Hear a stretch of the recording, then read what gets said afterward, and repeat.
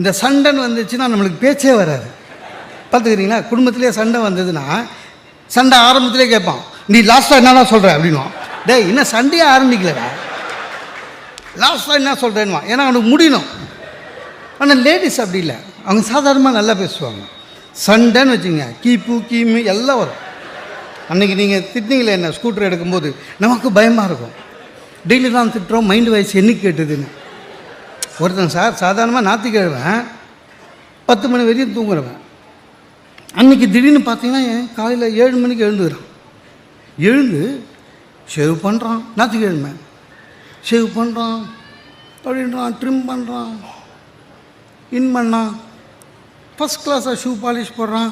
இவளுக்கு சந்தேகம் வந்துச்சு. ஏன்னா ஞாயிற்றுக்கிழமையில் சாதாரணமாக 11 மணி வரையும் லுங்கியோடு தூங்குறவன் ஒன்றுமே சொல்லாமல் கிளம்புறான். இந்த அம்மா என்ன பண்ணிச்சு, எங்கங்க என்னையா கேட்ட? பொய் சொல்லும் போது நம்ம ஆளுக்கு பேச்சு வராது. அது இல்லாமல் பொய் சொல்லும் போது சத்தமாக பேசுவானுங்க. பார்த்துக்கிறீங்களா? என்னது என்னையா கேட்ட? டேய் உன்னை தான் கேட்குது சொல்லிட்டா. டேய் என்னையா கேட்ட? உன்னை தான் கேட்குது சொல்லு. நான் வந்து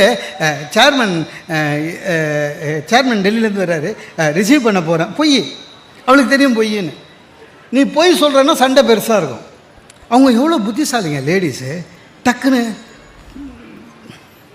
எம்டி வர்றாரா? சரி சரி சேர்மனா சரி. அந்த மாதிரி என்ன பண்ணிடுச்சு, விளையாடின்னு இந்த பையனை கூப்பிடுது, டே இங்கே வா அப்படின்ச்சு. பிளேன் கிட்ட இருந்து பார்க்கணும், நீ அப்பா ஏர்போர்ட்டு போகிறார் கூட போனுச்சு. அப்போ நீ என்ன நம்பல? அப்போ நம்ப டேய் நம்மளன்னா அனுப்புது. உண்மையை சொல்லு. எதுவாக இருந்தாலும் சரி, நீங்கள் உணர்ச்சி வசப்பட்டு பேச ஆரம்பிக்கும் பொழுதே வாழ்க்கை தோல்வியில் ஆரம்பிக்கும்.